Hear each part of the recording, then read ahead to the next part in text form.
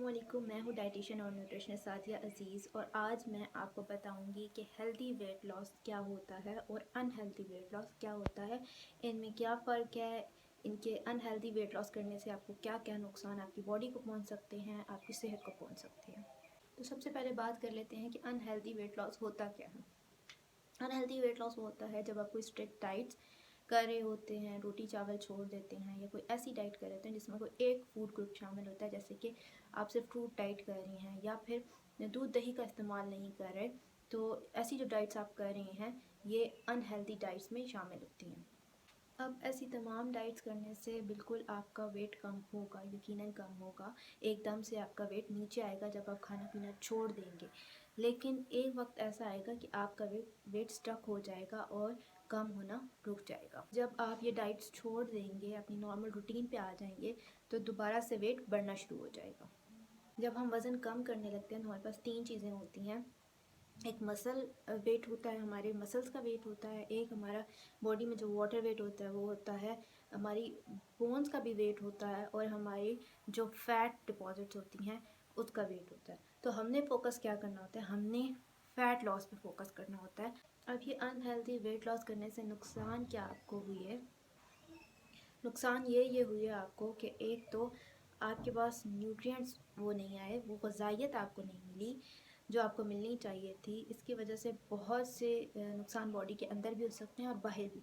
बाहर क्या हो सकता है कि आपकी स्किन डल हो जाएगी और आपके बाल गिरने लगेंगे, साथ ही साथ आप अनीमिक हो जाएंगे, यानी कि आप में खून की कमी हो सकती है, कैल्शियम की कमी हो सकती है। इस तरह बहुत से बॉडी में मसले हो सकते हैं स्ट्रिक्ट डाइट्स की वजह से।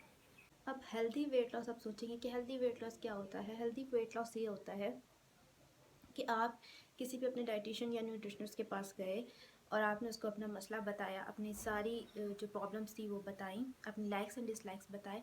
फिर उसके अकॉर्डिंग वो आपको आपकी कैलोरिक रिक्वायरमेंट्स के अकॉर्डिंग डाइट प्लान बना के देगा, जिसमें तमाम फूड ग्रुप शामिल होंगे। अब तमाम फूड ग्रुप से क्या मुराद है? तमाम फूड ग्रुप से मुराद ये है कि आपको रोटी चावल भी अलाउ होगी, आपको दूध दही भी अलाउ होगा, आपको फ्रूट्स भी दिए जाएंगे, वेजिटेबल्स भी। इसके साथ साथ नट्स का भी इस्तेमाल आपको कहा जाएगा कि आप ज़रूर करें, अपनी डाइट में ज़रूर लें। तो जब कोई वर्ड डाइटिंग का इस्तेमाल करता है तो सबके जहन में ये आता है कि वो खा पी नहीं रहा या उसने खाना पीना छोड़ा हुआ है। तो ऐसा नहीं होता। एक हेल्दी डाइट प्लान ये होता है जिसमें आपको हर चीज़ अलाउ होती है, लेकिन एक क्वांटिटी के अकॉर्डिंग कि आप इतनी लें, इतनी ना लें, इससे ज़्यादा ना लें, बस इतनी इतनी ही लें। एक लिमिटेड क्वांटिटी लें जो आपकी बॉडी की सारी रिक्वायरमेंट्स को पूरा कर सके। तो ऐसे हेल्दी डाइट प्लान से क्या होता है कि आपकी तमाम रिक्वायरमेंट्स पूरी हो रही होती हैं, आप में किसी चीज़ की कमी नहीं हो रही होती, बल्कि जो जो बॉडी के अंदर डेफिशिएंसीज होती हैं, कमियां होती हैं, वो ऐसे हेल्दी डाइट प्लान से पूरी हो जाती हैं। अब बहुत ही एक इम्पॉर्टेंट चीज़ है कि जब आप वेट लॉस करने लगते हैं तो वेइंग स्केल पे अपना वेट चेक करते हैं, तो उसके साथ साथ इंचेस टेप से अपने इंचेस भी ज़रूर चेक करें और उसको कहीं पे लिख लें। या फिर इसके साथ साथ आप कोई अपनी पुरानी शर्ट या ऐसी जीन्स रख लें जो आपको टाइट हो और आप उसको मंथली पहन पहन के चेक करें कि वो आपको कितनी लूज़ हो रही है। अब आप सोचेंगे कि ऐसा क्यों? ऐसा इसलिए कि स्टार्टिंग में आपके वेइंग स्केल पे हो सकता है आपको वेट कम होना नज़र ना आए, जिसकी वजह से आप डीमोटिवेट हो जाएं कि भाई मैंने तो 1 महीना डाइट किया, फॉलो किया इतना पाबंद हो के, लेकिन मेरे वेइंग स्केल पे मुझे वेट कम होता नज़र नहीं आ रहा। तो जब आप इंचेस चेक करेंगे तो इंचेस ज़रूर आपके कम हुए हुए होंगे। इसके अलावा एक बहुत इंपॉर्टेंट चीज़ ये है कि आपकी अपीयरेंस, आप दिखने में कैसे हैं, वो ज़्यादा इम्पोर्टेंट होता है, बजाय इसके कि आप कहें कि बस मैंने वेट कम करना है। हो सकता है वेइंग स्केल पे आपका वेट कम ना हो रहा हो, लेकिन आपके इंचेस गिर रहे हों और आप बज़ाहिर स्मार्ट नज़र आ रहे हों। फॉर एग्ज़ाम्पल, एक लड़की है जिसका वेट 60 kg है और हाइट 5'5" है, लेकिन वो दिखने में बहुत स्मार्ट है, उसका कोई बेली फैट नहीं है और वो बहुत ही स्लिम स्मार्ट सी लगती है। इसके मुकाबले में एक और लड़की है जिसका 5'5" हाइट है और वेट 60 kg है, मतलब सेम हाइट और सेम वेट की दो लड़कियां हैं। एक दिखने में मोटी लग रही है, एक दिखने में पतली लग रही है। अब क्या फ़र्क है? क्योंकि एक का मसल मास ज़्यादा है, मसल ज़्यादा हैं और फैट ज़्यादा नहीं है, और एक में फैट्स ज़्यादा हैं, फैट डिपॉजिट ज़्यादा हुआ है उसकी बॉडी में। उसका बेली फैट है, उसके बाजुओं पे फैट ज़्यादा है, उसके थाइस ज़्यादा है, और जो दूसरी है उसमें मसल्स हैं और सारा वेट मसल्स का है, फैट्स का नहीं है। हमारा फोकस ये होना चाहिए कि हमारा फैट कम होना चाहिए, ना कि मसल्स।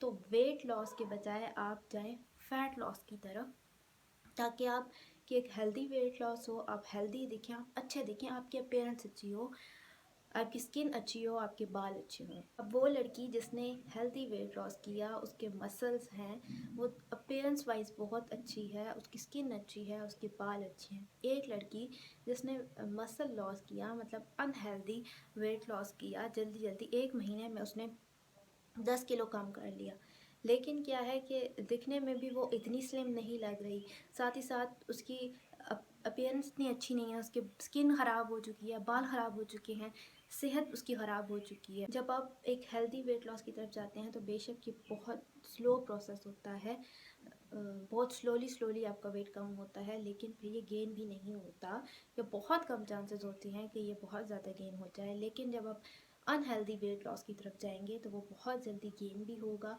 और आपको उस चीज़ का ज़्यादा देर तक मज़ा भी नहीं आएगा।